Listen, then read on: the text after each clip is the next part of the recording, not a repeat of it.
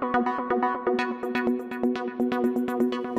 teman-teman semua, saya Justin Stewart Leonardo, dan di video kali ini kita akan membahas materi dan contoh soal persamaan eksponen matematika peminatan kelas 10 untuk bentuk yang ketiga. Sebelum nonton, buat teman-teman yang belum subscribe, kalian bisa subscribe dulu, dan udah gitu langsung aja mari sama-sama kita simak pembahasan persamaan eksponen berikut ini.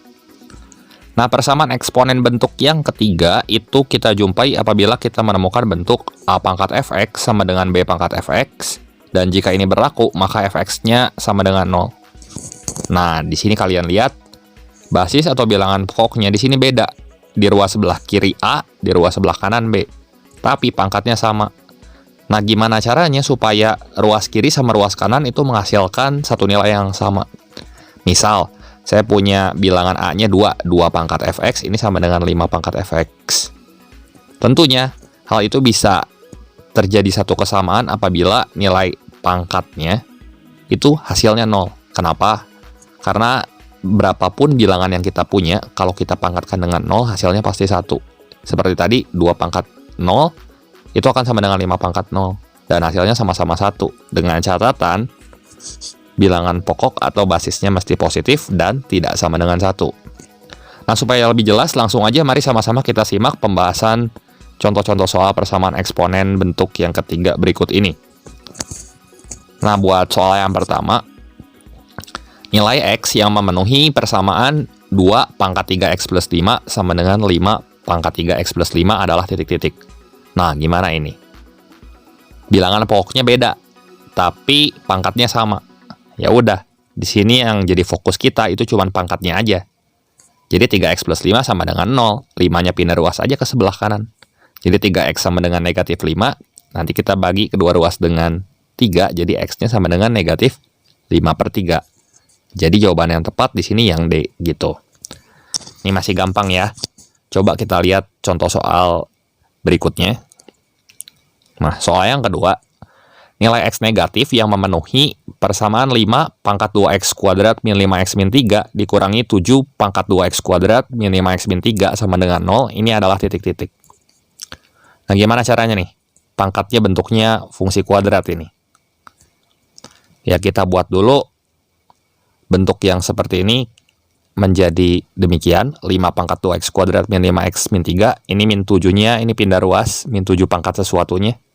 Dan yang jadi fokus kita di sini pangkatnya aja. Lihat, fungsinya sama kan? 2X kuadrat min 5X min 3. Digimanain? Udah gini coba. Ya, kita sama dengan 0 ya. Terus kita faktorin. Jadi 2X kuadrat min 5X min 3 sama dengan 0. Terus kalau kita faktorin, ini jadi 2X plus 1 dan X min 3. Pembuat 0 dari 2X plus 1 berapa? Min setengah kan? Dan pembuat 0 dari X min 3 itu berapa? 3 kan? Dan yang ditanya di soal itu adalah nilai X negatif. Berarti kita pilih di sini X1, yaitu min setengah. Sehingga jawaban yang tepat di sini adalah yang A, gitu. Nah, kita coba lagi contoh soal berikutnya. Soal yang ketiga, nilai X yang memenuhi persamaan 3 pangkat X kuadrat min 4X plus 5 per 5 pangkat X kuadrat min 4X plus 3 sama dengan 625/9 adalah titik-titik. Nah, ini nggak kelihatan nih bentuk fungsi pangkatnya seperti review materi yang tadi.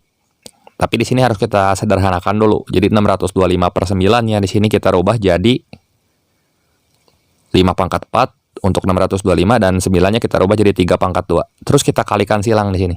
3 pangkat 2 kita kaliin sama 3 pangkat X kuadrat min 4X plus 5.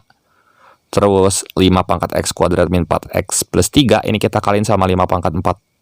Jadi seperti ini. Gitu. Sekarang kalau misalnya dikali 5 pangkat 4 dikali 5 pangkat X kuadrat min 4X plus 3, tinggal kita jumlahin aja pangkatnya. Sama yang ruas kanan juga kayak gitu. 3 pangkat 2 kali 3 pangkat bla bla bla, ini tinggal kita jumlahin aja. Dan kalau kita hitung nanti jadi seperti ini. 5 pangkat X kuadrat min 4X plus 7. 7 dari mana? 3 tambah 4 ya. Kalau yang kanan jadi 3 pangkat X kuadrat min 4X plus 5 plus 2, ini jadi plus 7. Nah, sama kan di sini ya. Plus 5 plus 2 tadi kan jadi plus 7 di sini. Hasilnya udah sama, berarti kita tinggal buat X kuadrat min 4X plus 7-nya sama dengan 0. Nah, kita lihat ini tuh nggak bisa difaktorin, teman-teman. Kenapa nggak bisa difaktorin? Karena nilai diskriminannya itu lebih kecil dari 0. Sehingga kalau nilai diskriminannya lebih kecil dari 0, kita akan menghasilkan akar-akar yang imajiner. Jadi, nggak ada solusi untuk persamaan yang ini. Sehingga jawaban yang tepat di sini adalah tidak ada penyelesaiannya. Nah, kita coba lagi contoh soal berikutnya.